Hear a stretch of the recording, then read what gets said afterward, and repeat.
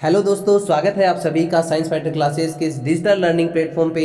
आज हम डिस्कस करेंगे राजस्थान कर्मचारी चयन बोर्ड और आरपीएससी की विभिन्न परीक्षाओं में पूछे गए प्रश्न जो आपके आगामी परीक्षाओं के लिए रामबाण आपके लिए साबित होने वाले हैं। तो चलिए दोस्तों स्टार्ट करते हैं। आज का पहला क्वेश्चन ये रहा आपके सामने। बहुत ही शानदार क्वेश्चन आपको पूछा गया है। राजस्थान में ब्लू पोट्री कला जो है वो कहाँ की प्रसिद्ध है? तो दोस्तों ब्लू पोट्री जो मूल रूप से लाहौर से लाई गई थी। कहाँ से लाई जाती है इसको? लाहौर से लाया गया था। ब्लू पोट्री किसके काल में लाया गया था साथियों? मानसिंह के काल में। जयपुर का मानसिंह के काल में लाहौर से लाई गई थी ब्लू पोट्री। लेकिन इसे संरक्षण नहीं मिलने के कारण जयपुर में कुछ ही दिनों बाद में ये क्या हो जाती है? विलुप्त हो जाती है। इसके बाद आगे चल कर के राम सिंह के काल में, सवाई राम सिंह के काल में जो 1857 की क्रांति से भी संबंधित है, तो ब्लू पोट्री को सर्वाधिक संरक्षण मिला किसके काल में? राम सिंह के काल में। राम सिंह के काल में सबसे ज़्यादा संरक्षण मिलता है ब्लू पोट्री को। ये भी काफ़ी इंपॉर्टेंट क्वेश्चन आपके लिए बनता है। लेकिन आज़ादी के बाद की हम बात करें तो आज़ादी के बाद ब्लू पोट्री के जो सिद्धस्त कलाकार थे वो थे साथियों नाथाबाई। कौन थी?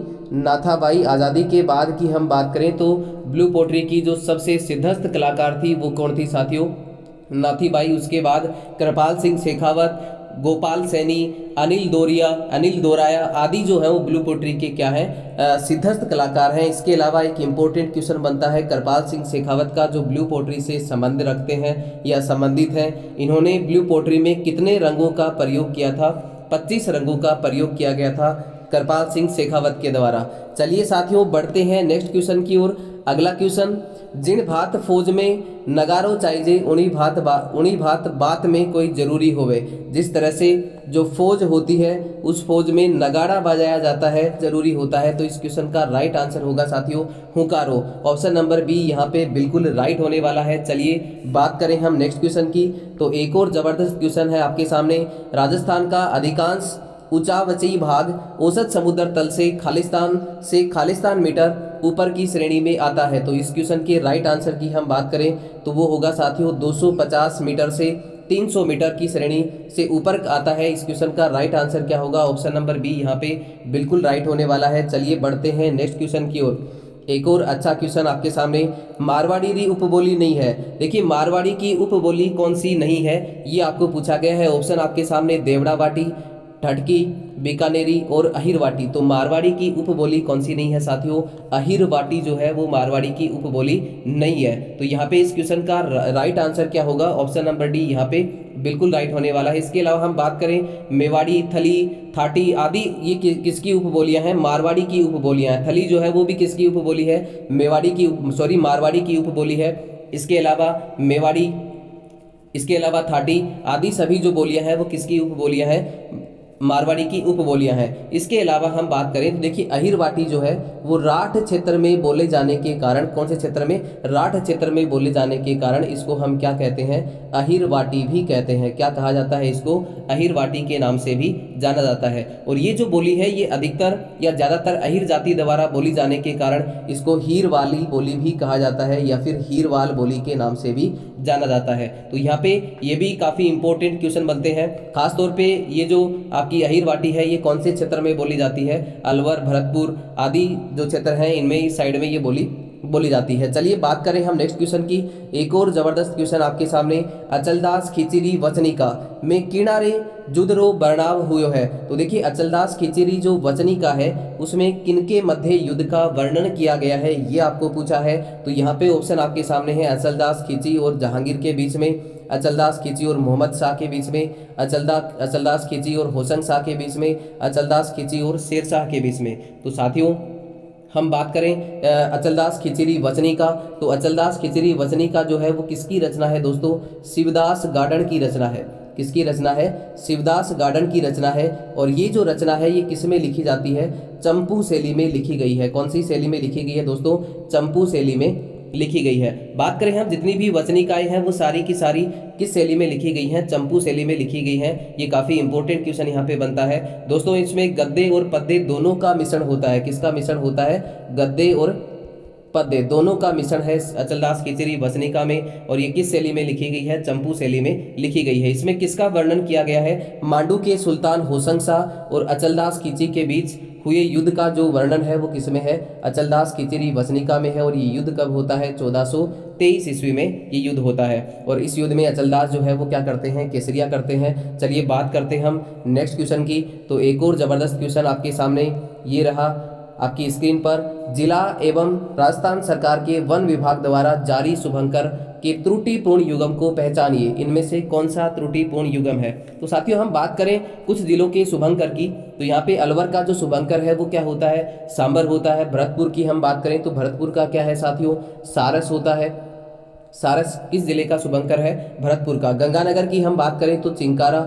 चिंकारा किस जिले का शुभंकर है? गंगानगर का। इसके अलावा बीकानेर का बट तितर, झुंझुनू का काला तितर, चूरू का काला हिरण, कोटा का उदबिलाव, बारा का मगरमच्छ, बूंदी का सुरखाव, ये कुछ जिलों के शुभंकर हैं जो काफ़ी इंपॉर्टेंट है, एग्जाम में पूछे जाते हैं। तो यहाँ पे देखिए जालोर का जो शुभंकर है साथियों वो कौन है?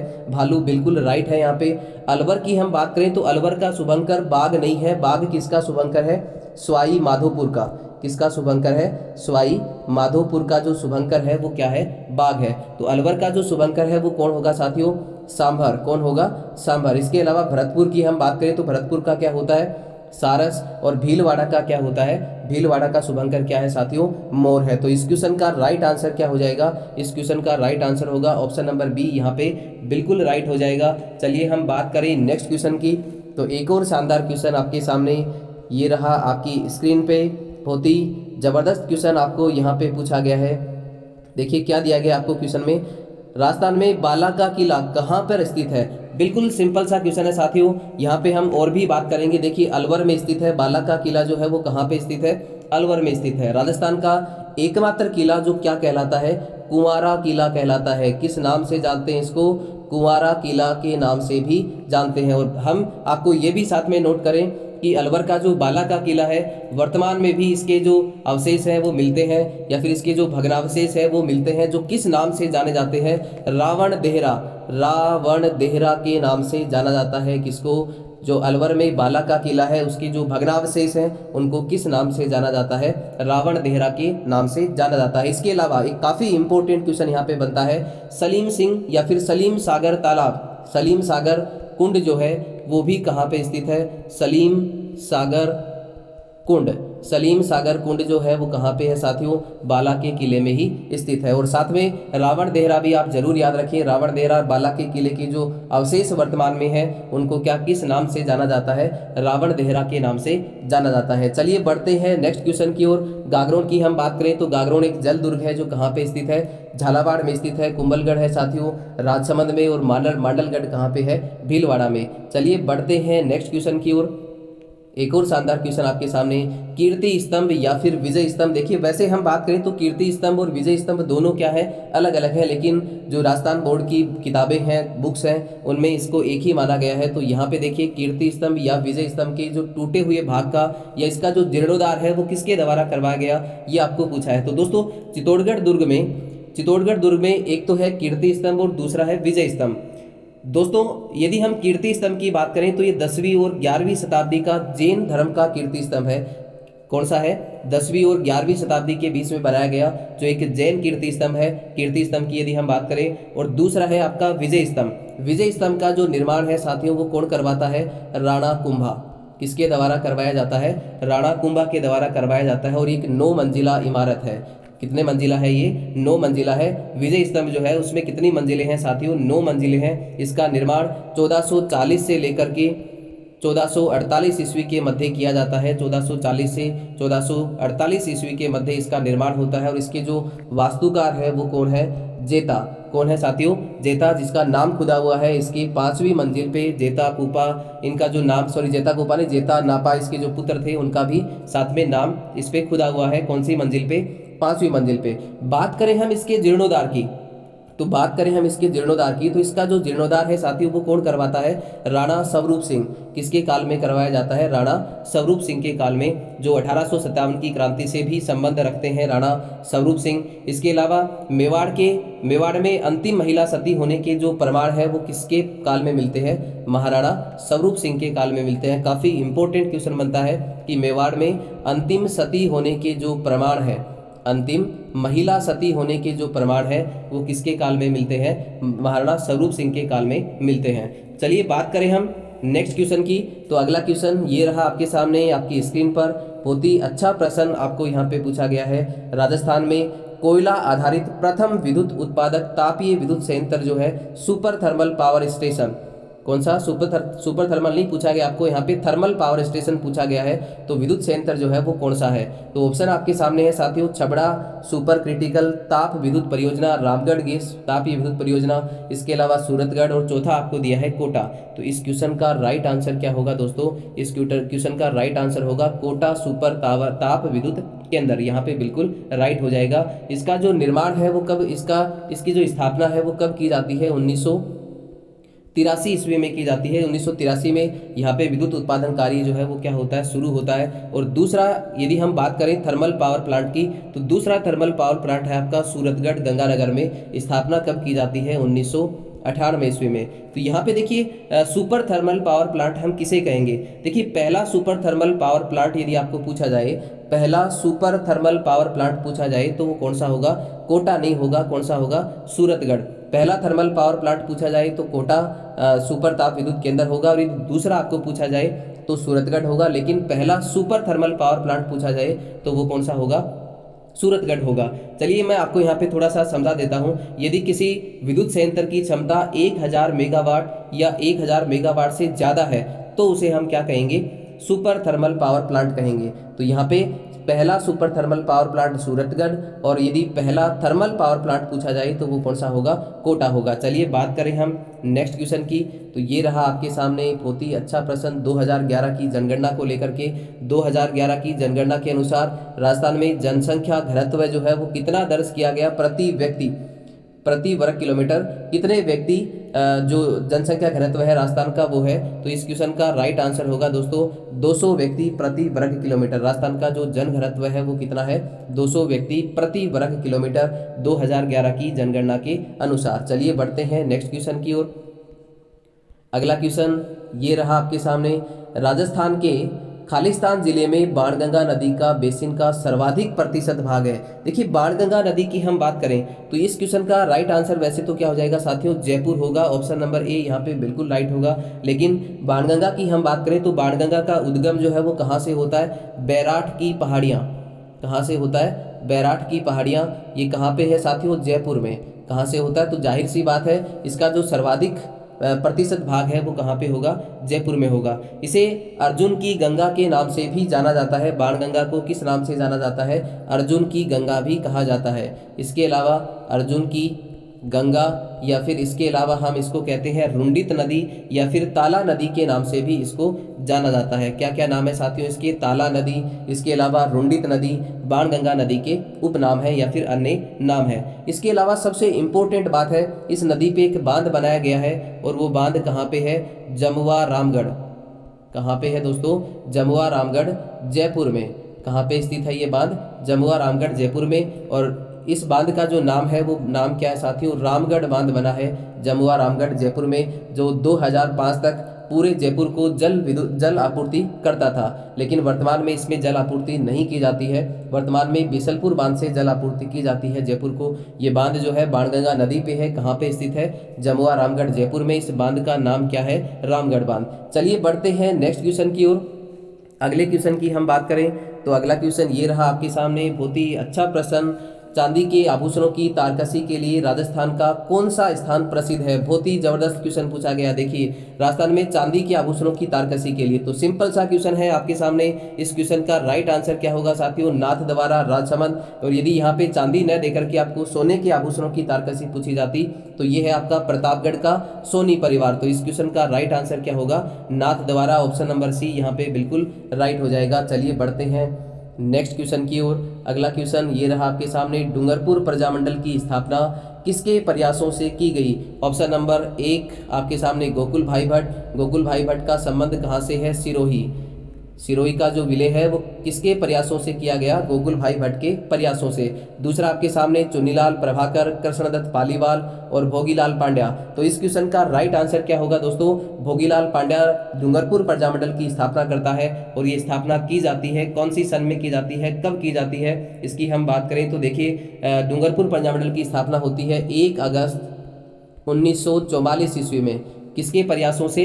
भोगीलाल पांड्या के प्रयासों। इसके सहयोगियों की हम बात करें तो एक है शिवलाल कोटड़िया, इसके अलावा गौरी शंकर उपाध्याय भोगीलाल पांड्या के क्या थे? इस प्रजामंडल की स्थापना करने में मुख्य सहयोगी रहे। चलिए बढ़ते हैं नेक्स्ट क्वेश्चन की ओर। अगला क्वेश्चन ये रहा आपके सामने आपकी स्क्रीन पर, नेवरी शरीर के किस अंग में पहनी जाती है? बहुत ही शानदार क्वेश्चन है। देखिए नेवरी शरीर के किस अंग में पहनी जाती है? तो यहाँ पे हम बात करें, देखिए नेवरी के अलावा नकुम, नेवरी के अलावा कौन सा है? नकुम। इसके अलावा लंगर, एक आता है साथियों तेधड़,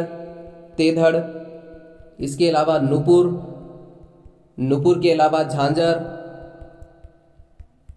के अलावा लच्छा, हीरा नामी, ये सारे किसके आभूषण हैं? हीरा नामी, ये सारे किसके आभूषण हैं? पैर में पहने जाने वाले आभूषण है। नकुम हो गया, लंगर, नेवरी, तेधड़, नुपुर, झांझर, हीरा नामी, ये लच्छा, इसके अलावा ये सारे आभूषण जो है वो किस में पहने जाते हैं दोस्तों? पैरों में पहने जाने वाले आभूषण है। तो ऑप्शन नंबर डी यहाँ पे क्या हो जाएगा?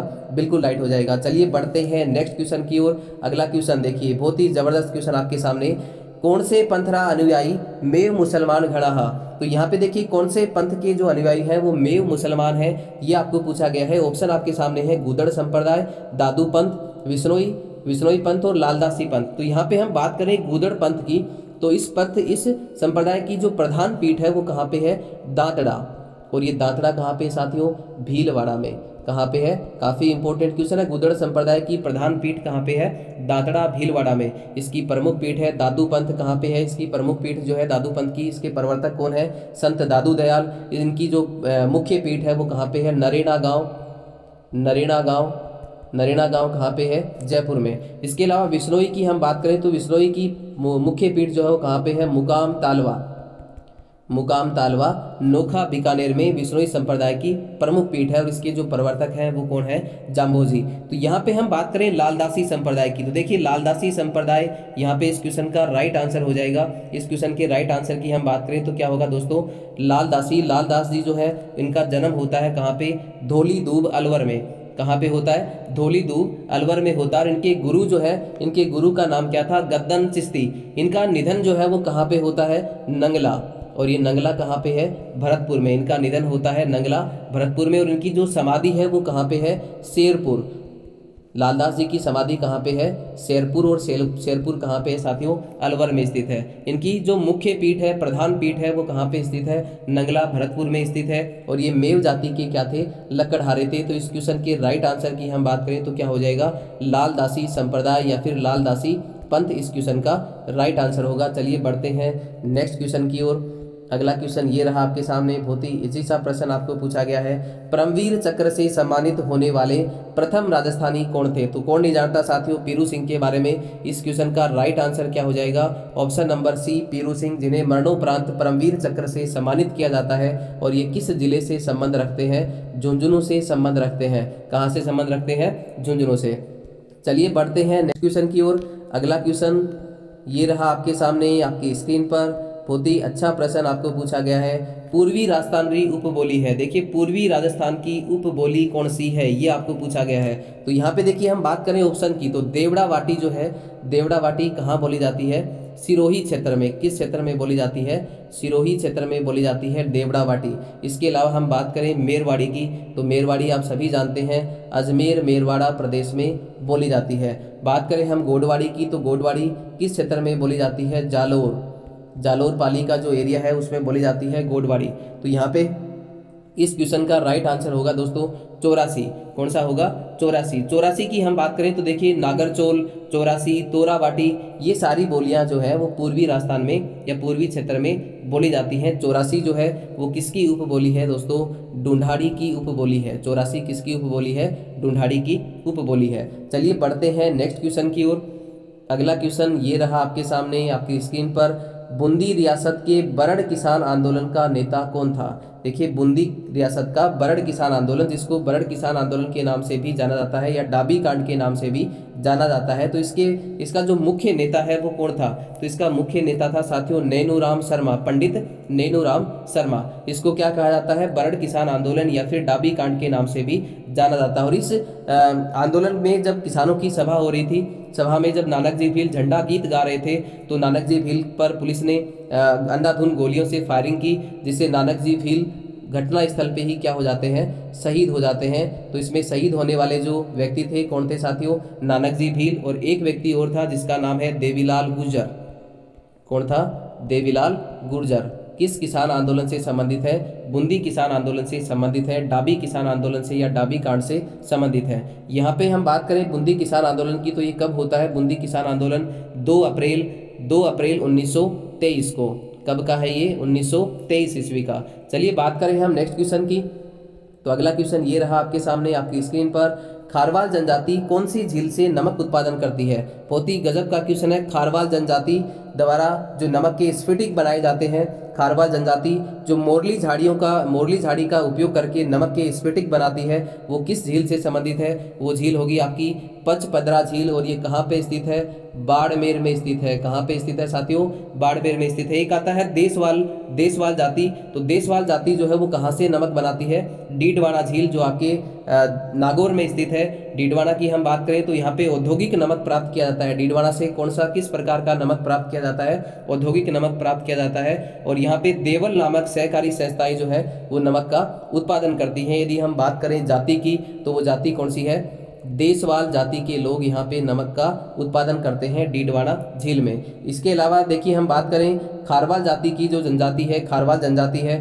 वो मोरली झाड़ियों का उपयोग करके नमक के स्फटिक बनाती है, और यहाँ से प्राप्त होने वाला जो नमक है वो कैसा है, शुद्ध नमक होता है, पचपदरा बाड़मेर से प्राप्त होने वाला नमक। चलिए बढ़ते हैं नेक्स्ट क्वेश्चन की ओर। वैसे इस क्वेश्चन का राइट आंसर क्या हो जाएगा, पचपदरा बाड़मेर। लूणकरणसर कहाँ पे है साथियों, लूणकरणसर जो है वो कहाँ पे है, बीकानेर में है, जो कि एक खारे पानी की झील है। चलिए बात करें हम नेक्स्ट क्वेश्चन की, तो अगला क्वेश्चन ये रहा आपके सामने आपकी स्क्रीन पर, थोड़ा सा वेट करें।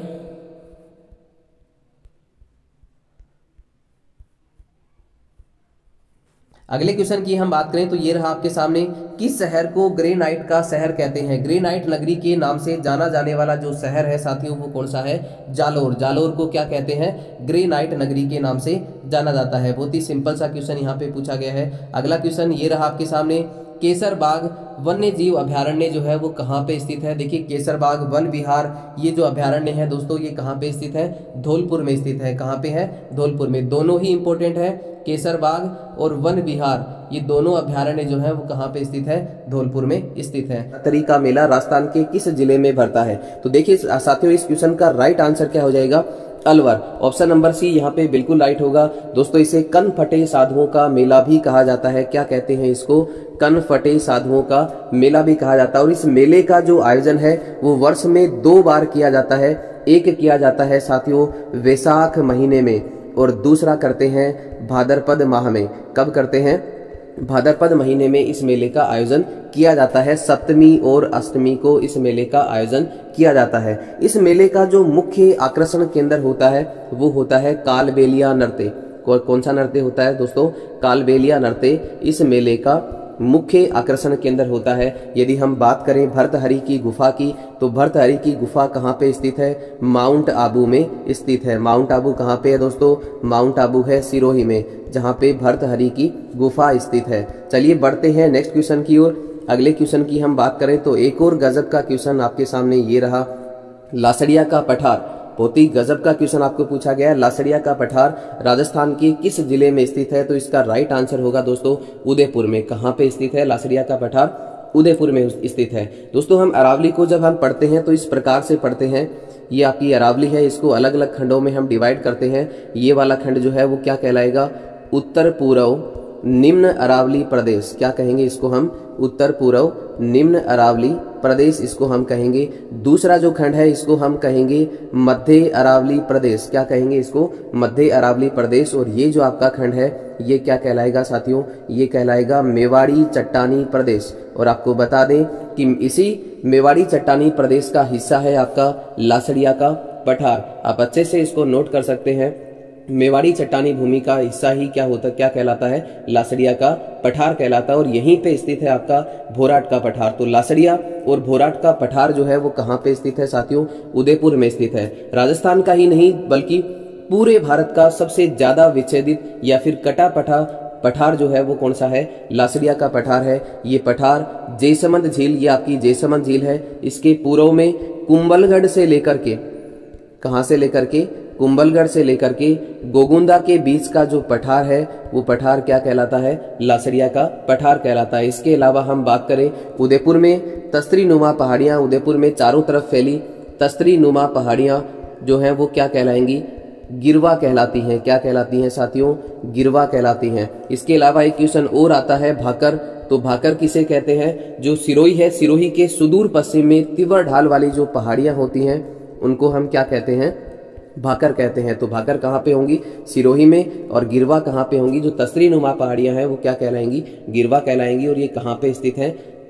उदयपुर में स्थित हैं। इसके अलावा हम बात करें बिजोलिया और भैंसरोडगढ़ के बीच, देखिए बिजोलिया कहाँ पे है? भीलवाड़ा में है बिजोलिया। और भैंसरोडगढ़ आपका कहाँ पे है साथियों? भैंसरोडगढ़ है आपका चित्तौड़गढ़ में। कहाँ पे है? चित्तौड़गढ़ में। तो इसके बीच का जो क्षेत्र है वो क्या कहलाएगा? ऊपर माल कहलाता है। क्या कहलाता है? ऊपर माल के नाम से जाना जाता है। कई बार पूछा जाता है कि बिजासन का पठार, तो बिजासन का पठार दोस्तों आप याद रखें कि ऊपरमाल के पठार के पश्चिम में कहां पे स्थित है? ऊपरमाल के पठार के पश्चिम में स्थित है कौन सा पठार? बिजासन का पठार। कौन सा पठार की बात की हमने यहाँ पे? बिजासन का जो पठार है दोस्तों वो कहाँ पे स्थित है? बिजासन का पठार ऊपरमाल के पठार के पश्चिम में स्थित है। और ये कहाँ पे स्थित है? मांडलगढ़ में। कहाँ पे है ये? मांडलगढ़। और मांडलगढ़ जो है वो कहाँ पे पड़ता है दोस्तों? भीलवाड़ा में पड़ता है। कहाँ पे पड़ता है? भीलवाड़ा में। तो आपका बिजासन का पठार कहाँ पे स्थित होगा? भीलवाड़ा में होगा। चलिए बात करें हम नेक्स्ट क्वेश्चन की। तो एक और गजब का क्वेश्चन ये रहा आपके सामने, बहुत ही शानदार क्वेश्चन आपको यहाँ पे पूछा गया है। कृष्णा कुमारी किस राज्य की राजकुमारी थी? तो यहाँ पे हम बात करें दोस्तों कृष्णा कुमारी की, तो ये मेवाड़ महाराणा भीम सिंह की पुत्री थी। किसकी पुत्री थी? मेवाड़ के महाराणा भीम सिंह की पुत्री होती है कौन? कृष्णा कुमारी। और इसकी सगाई जो, चलिए बात करें हम नेक्स्ट क्वेश्चन की। तो एक और शानदार गजब का क्वेश्चन आपको पूछा गया है, बहुत ही शानदार क्वेश्चन है दोस्तों। देखिए क्या पूछा गया है, कृष्णा कुमारी किस राज्य की राजकुमारी थी? तो दोस्तों कृष्णा कुमारी मेवाड़ के महाराणा भीम सिंह की पुत्री थी। किसकी पुत्री थी? मेवाड़ महाराणा भीम सिंह की पुत्री थी कौन? कृष्णा कुमारी। और इसकी जो सगाई है वो जोधपुर के राजा भीम सिंह के साथ ही क्या होती है?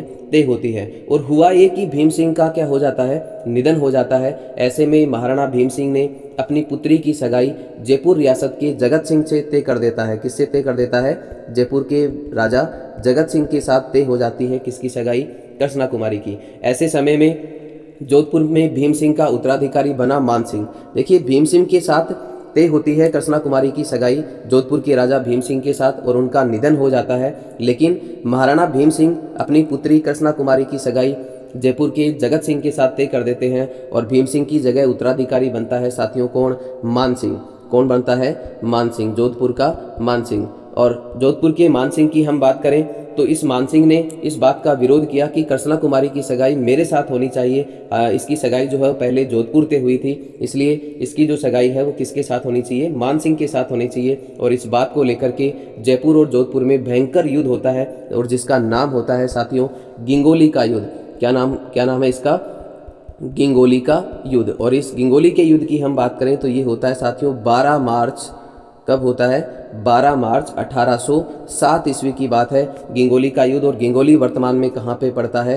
परबतसर में पड़ता है। परबतसर कहाँ पे है? नागौर में स्थित है। गिंगोली कहाँ पे पड़ता है दोस्तों? नागौर, परबतसर नागौर में। तो यहाँ पे हम हमारे क्वेश्चन का जो राइट आंसर है वो क्या होगा, कर्सना कुमारी किस राज्य की राजकुमारी थी? तो किस राज्य की राजकुमारी थी? मेवाड़ राज्य की राजकुमारी थी। मेवाड़ के महाराणा भीम सिंह की पुत्री थी। चलिए बढ़ते हैं नेक्स्ट क्वेश्चन की ओर। अगले क्वेश्चन की हम बात करें तो एक और गजब का क्वेश्चन आपके सामने, निम्नलिखित में से कौन सी रबी की फसल है? तो यहाँ पे आपको रबी की फसल पूछा गया है, मूंगफली, जूट, बाजरा। तो यहाँ पे देखिए मूंगफली, जूट और बाजरा जो है वो कैसी फसल है दोस्तों?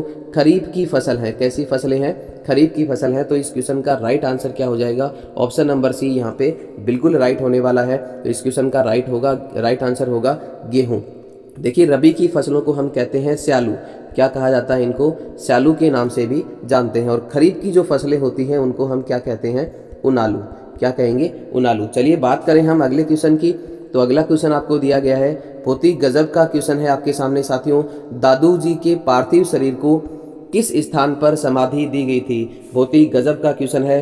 दादू दयाल जो इसने दादू पंथ की स्थापना की थी, दादू जी के पार्थिव शरीर को कहाँ पे समाधिस्थ किया गया था या फिर कहाँ पे समाधि दी गई थी? तो इस क्वेश्चन के राइट आंसर की हम बात करें तो वो होगा दोस्तों दादू खोल बहराणा पहाड़ी।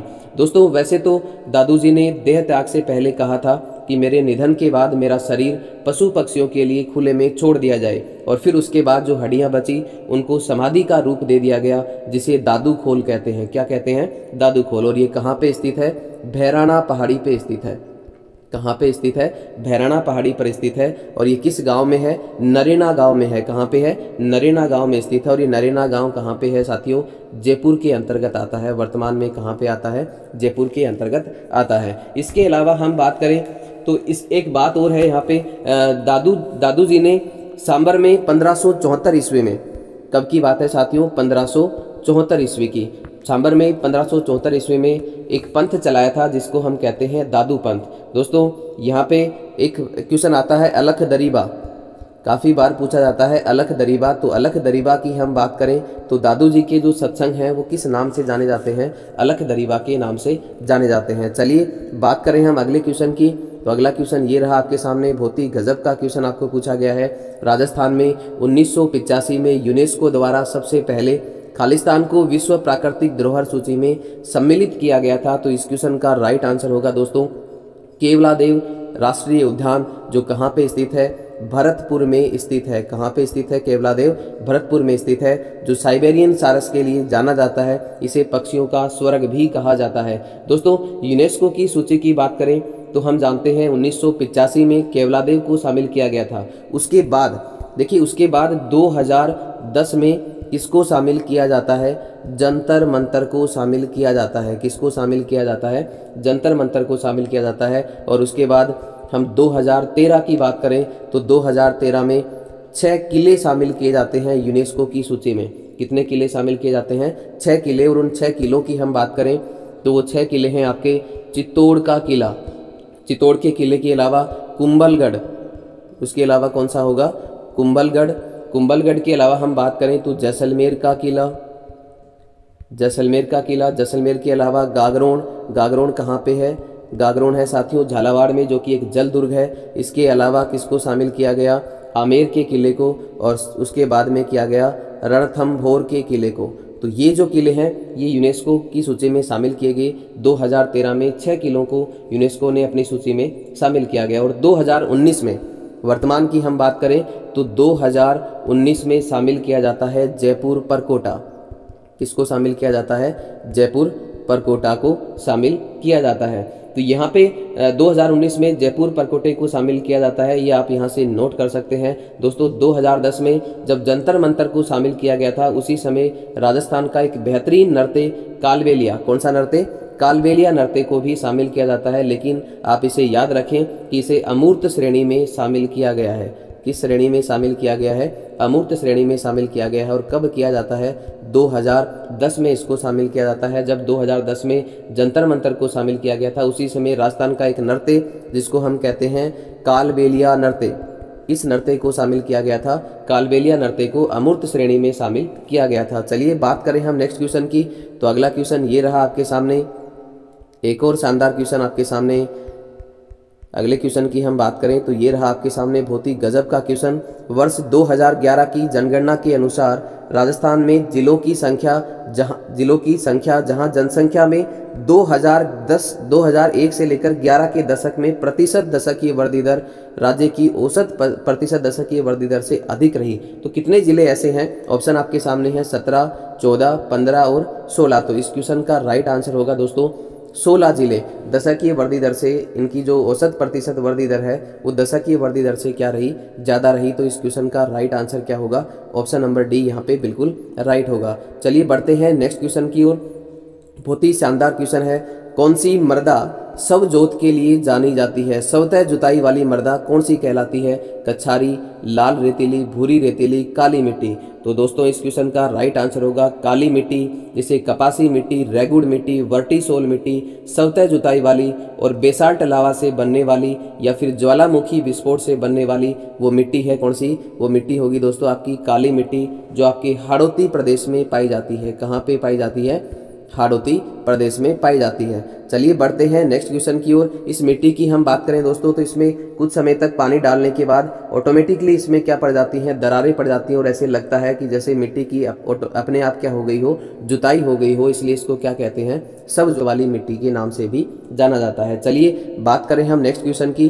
तो अगला क्वेश्चन ये रहा आपके सामने। एक और गजब का क्वेश्चन आपको पूछा गया है। VS लिग्नाइट ताप ऊर्जा स्टेशन बीकानेर में कहाँ पे स्थित है? देखिए क्या पूछा गया आपको? VS लिग्नाइट ताप ऊर्जा स्टेशन। तो VS लिग्नाइट ताप ऊर्जा स्टेशन की बात करें तो ऑप्शन आपके सामने है पलाना, बिथनोक, बरसिंहसर और गुरहा। तो इस क्वेश्चन का राइट आंसर होगा दोस्तों गुरहा में स्थित है। कहाँ पे स्थित है? गुरहा में स्थित होगा VS लिग्नाइट ताप ऊर्जा स्टेशन। कहाँ पे है ये? गुरहा, बीकानेर में स्थित है। चलिए बात करें हम नेक्स्ट क्वेश्चन की। तो अगला क्वेश्चन ये रहा आपके सामने। राजस्थानी साहित्य रे आदिकाल रा जैन शैली रा रचनाकार। बहुत ही गजब का क्वेश्चन आपको पूछा गया है। राजस्थानी साहित्य के आदिकाल के जैन शैली के रचनाकार जो हैं वो कौन से हैं? तो इस क्वेश्चन का राइट आंसर होगा दोस्तों आसगू। क्या होगा? आसगू। इसके हम रचनाओं की बात करें तो बहुत ही शानदार रचनाएं हैं। चंदनबाला कौन सी है साथियों? चंदनबाला। इसके अलावा चंदनबाला राग। इसके अलावा दूसरी हम बात करें तो जीवदया राग। कौन सी है? जीवदया राग। ये दो रचनाएं हैं आपके आसगू की जो जैन शैली के में लिखी गई हैं। इसके अलावा हम बात करें श्रीधर व्यास की। तो श्रीधर व्यास की जो रचना है साथियों, श्रीधर व्यास की रचना कौन सी है? रणमल छंद। बहुत ही शानदार रचना है रणमल छंद। तो रणमल छंद की जो रचयिता है वो कौन है? श्रीधर व्यास। इसके अलावा हम बात करें नरपति नाल की। तो नरपति नाल की भी बहुत गजब की रचना है बिसलदेव रासो। बिसलदेव रासो। बिसलदेव रासो किसकी रचना है? नरपति नाल की। असाइद की हम बात करें, देखिए असाइद की रचना है हंसावली। कौन सी रचना है? हंसावली। हंसावली किसकी रचना है? असाइद की रचना है, असाइद के द्वारा लिखी गई। चलिए बढ़ते हैं नेक्स्ट क्वेश्चन की ओर। एक और शानदार क्वेश्चन आपके सामने। राजस्थानी शब्दकोश तैयार करने रो मेहताऊ काम कुण करियो। तो यहाँ पे देखिए राजस्थानी शब्दकोश किसके द्वारा लिखा गया ये आपको पूछा है। ऑप्शन आपके सामने है पंडित रामकरण आसोपा। इसके अलावा आपको दिया है मनोहर शर्मा, सीताराम लालस, करपाराम खिड़िया। तो दोस्तों राजस्थानी शब्दकोश की हम बात करें तो राजस्थानी शब्दकोश किसके द्वारा लिखा गया? सीताराम लालस की रचना है, सीताराम लालस के द्वारा लिखा गया। इसके अलावा यदि आपको ये पूछा जाए राजस्थानी भाषा का पहला व्याकरण, तो राजस्थानी भाषा का पहला व्याकरण जो है वो किसके द्वारा लिखा गया? रामकरण आसोपा के द्वारा लिखा जाता है। राजस्थानी भाषा का पहला व्याकरण किसके द्वारा लिखा जाता है? पंडित रामकरण आसोपा के द्वारा लिखा जाता है। चलिए बात करें हम नेक्स्ट क्वेश्चन की। तो अगला क्वेश्चन ये रहा आपके सामने। बहुत ही शानदार क्वेश्चन है। मरु महोत्सव किस पर्यटन सर्किट का महत्वपूर्ण कार्यक्रम है? मरु महोत्सव। तो मरु महोत्सव कहाँ पे मनाया जाता है दोस्तों? जैसलमेर में। कहाँ पे मनाया जाता है? जैसलमेर में मनाया जाता है। तो ये किस पर्यटन सर्किट का हिस्सा है? गोडवार, बागड़, मेवाड़, मेरवाड़ा, मारवाड़। यहाँ पे अजमेर मेरवाड़ा होगा, मारवाड़ यहाँ पे गलत है। इसके अलावा आपको दिया है मरु। तो मरु महोत्सव किस पर्यटन सर्किट का प्रमुख महत्वपूर्ण कार्यक्रम है? तो इस क्वेश्चन का राइट आंसर होगा दोस्तों मरु सर्किट का। चलिए बढ़ते हैं नेक्स्ट क्वेश्चन की ओर। अगला क्वेश्चन ये रहा आपके सामने। बहुत ही इजी सा क्वेश्चन आपको यहाँ पे पूछा गया है। राजस्थान में प्रसिद्ध सोने चांदी की हवेलियाँ कहाँ पर स्थित हैं? ऑप्शन है आपके सामने महणसर, लक्ष्मणगढ़, पोखरण, बिसाऊ। तो देखिए सोने चांदी की हवेलियाँ आप सभी जानते हैं कहाँ पे स्थित है साथियों? महणसर। और ये महणसर कहाँ पे है? झुंझुनू में स्थित है। दोस्तों बात करें हम जैसलमेर की तो यहाँ पे पटवों की हवेली, काफ़ी बार पूछा जाता है। पटवों की हवेली, सालिम सिंह की हवेली, किसकी? सालिम सिंह की हवेली। इसके अलावा नथमल की हवेली, ये कहाँ पे स्थित है? जैसलमेर में स्थित है। लेकिन आपको याद रहे झालिम सिंह की हवेली, झालिम सिंह की हवेली या फिर जालिम सिंह की हवेली जो है वो कहाँ पे स्थित है? कोटा में स्थित है। सालिम सिंह की कहाँ पे? जैसलमेर में। और जालिम सिंह की हवेली कहाँ पे स्थित है? कोटा में स्थित है। चलिए बढ़ते हैं नेक्स्ट क्वेश्चन की ओर। अगला क्वेश्चन बहुत ही गजब का क्वेश्चन आपको पूछा गया है। लू कावेरा रचनाकार, लू काव्य किसके द्वारा लिखा गया? ऑप्शन है आपके सामने चंद्र सिंह, सुमेर सिंह शेखावत, नंद भारद्वाज और नानूराम संस्कृता। तो इस क्वेश्चन का राइट आंसर होगा दोस्तों चंद्र सिंह बिरकाली। बहुत ही शानदार रचनाएं हैं ये। हनुमानगढ़ के नोहर तहसील के हैं चंद्र सिंह बिरकाली, जिनकी कुछ रचनाएं आपको यहाँ पे बताता हूँ। बादली, बादली किसकी रचना है? चंद्र सिंह बिरकाली की। इसके अलावा कालजेरी कौर, बहुत ही गजब की रचना है साथियों चंद्र सिंह बिरकाली की। कालजेरी कौर, कालजेरी कौर जो है वो किसकी रचना है? चंद्र सिंह बिरकाली की। और तीसरी रचना जो है वो कौन सी है? लू। यहाँ पे चंद्र सिंह बिरकाली ने मेघदूत काव्य भी लिखा है। वैसे तो मेघदूत कालिदास के द्वारा लिखा गया, लेकिन इसका हिंदी में अनुवाद जो है, हिंदी में जो लिखा गया मेघदूत काव्य है वो किसके द्वारा लिखा गया है? चंद्र सिंह बिरकाली के द्वारा लिखा गया है। चलिए बढ़ते हैं नेक्स्ट क्वेश्चन की ओर। अगला क्वेश्चन ये रहा आपके सामने, बहुत ही शानदार क्वेश्चन। उस समुच्चय को या उस युगम को पहचानिए जिसमें सभी शहरों में सवाई जयसिंह द्वारा वेधशालाएं बनवाई गई। देखिए साथियों, सवाई जयसिंह ने 5 वेधशालाएं बनाई। कितनी वेधशालाएं बनाई? 5 वेधशालाएं दिल्ली में, इसके अलावा जयपुर में, मथुरा, उज्जैन और बनारस। तो इस क्वेश्चन में हम राइट आंसर की बात करें तो आगरा यहाँ पे नहीं होगा, इलाहाबाद नहीं होगा, आगरा नहीं होगा। तो इस क्वेश्चन का राइट आंसर क्या होगा दोस्तों? मथुरा, उज्जैन, दिल्ली और बनारस। सबसे पहले दिल्ली में बनी थी। सबसे पहले जो वेधशाला है वो कहाँ पे बनी थी? दिल्ली में बनी थी। और सबसे बड़ी यदि आपसे पूछी जाए तो सबसे बड़ी वेधशाला जो है वो कौन सी है? जयपुर वाली। कौन सी है? जयपुर में। तो अब बात करें हम नेक्स्ट क्वेश्चन की।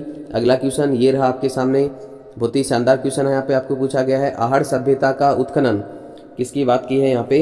आहड़ सभ्यता का उत्खनन कार्य 1953 में सर्वप्रथम किसके निर्देशन में हुआ? ऑप्शन आपके सामने है अक्षय कीर्ति व्यास, ग्रेगर पोसल, रतन चंद्र अग्रवाल, अमलानंद घोष। तो यहाँ पे इस क्वेश्चन का राइट आंसर होगा अक्षय कीर्ति व्यास। किसके निर्देशन में किया गया? 1953 में सर्वप्रथम यदि बात की है तो कौन होगा? अक्षय कीर्ति व्यास। उसके बाद 1956 में ये कार्य जो है वो किसके द्वारा किया जाता है? रतन चंद्र अग्रवाल के द्वारा किया जाता है। उसके बाद HD सांकलिया के निर्देशन में इसका जो उत्खनन कार्य है वो संपन्न होता है। चलिए बात करें हम नेक्स्ट क्वेश्चन की।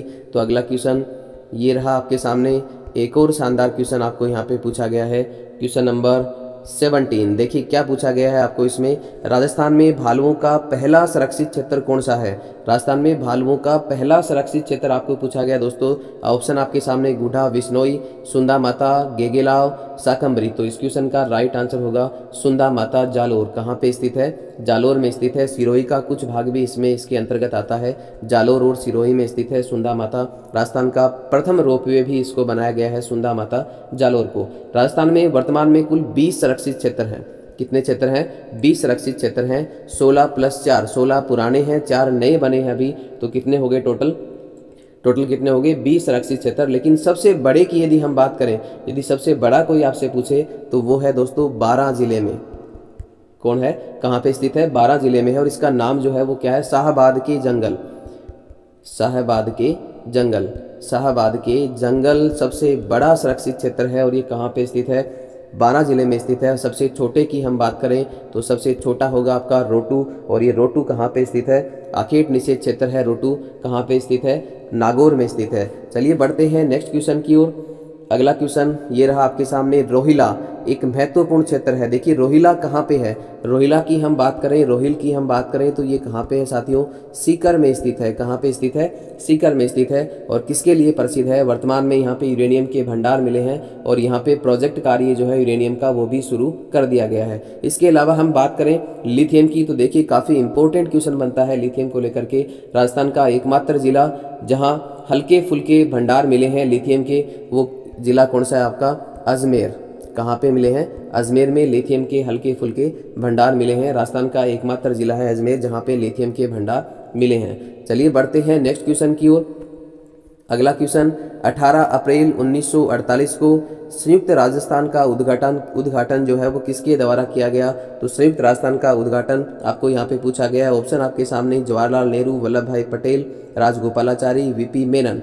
तो उद्घाटन की हम बात करें 1948 में संयुक्त राजस्थान संघ की, तो संयुक्त राजस्थान संघ का उद्घाटन किसके द्वारा किया जाता है? पंडित जवाहरलाल नेहरू के द्वारा किया जाता है। चलिए बढ़ते हैं नेक्स्ट क्वेश्चन की ओर। अगला क्वेश्चन ये रहा आपके सामने, एक और शानदार क्वेश्चन। निम्नांकित में से 20वीं शताब्दी में सर्वाधिक तापमान कहाँ पे अंकित किया गया? 20वीं सदी की बात करें तो ये समय होगा साथियों 1901 से लेकर के 1999 तक। ऑप्शन आपके सामने यहाँ पे फलोदी भी दिया है, चूरू भी दिया है। तो इस क्वेश्चन का राइट आंसर क्या होगा दोस्तों? फलोदी इस क्वेश्चन का बिल्कुल राइट आंसर हो जाएगा। 1901 से या 20वीं शताब्दी की हम बात करें तो सर्वाधिक तापमान कहाँ पे अंकित किया गया? फलोदी। और फलोदी कहाँ पे पड़ता है? जोधपुर में पड़ता है। चलिए बात करें हम नेक्स्ट क्वेश्चन की। ये रहा आपके सामने, भ्रमर या फिर भंवर माता का मंदिर कहाँ पर स्थित है? भ्रमर माता का मंदिर आपको यहाँ पे पूछा गया। बहुत ही गजब का क्वेश्चन है। आपको ऑप्शन दिए गए हैं, छोटी सादड़ी, जगत, आभानेरी, सलूम्बर। तो भ्रमर माता के मंदिर की हम बात करें तो ये मंदिर कहाँ पे होगा साथियों? छोटी सादड़ी। इस क्वेश्चन का राइट आंसर क्या हो जाएगा? ऑप्शन नंबर ए, छोटी सादड़ी यहाँ पे बिल्कुल राइट होगा। आज के लिए साथियों इतना ही, मिलते हैं कल कुछ और नए क्वेश्चंस के साथ। तब तक के लिए आप सभी साथियों का बहुत बहुत धन्यवाद। जय हिंद, जय भारत।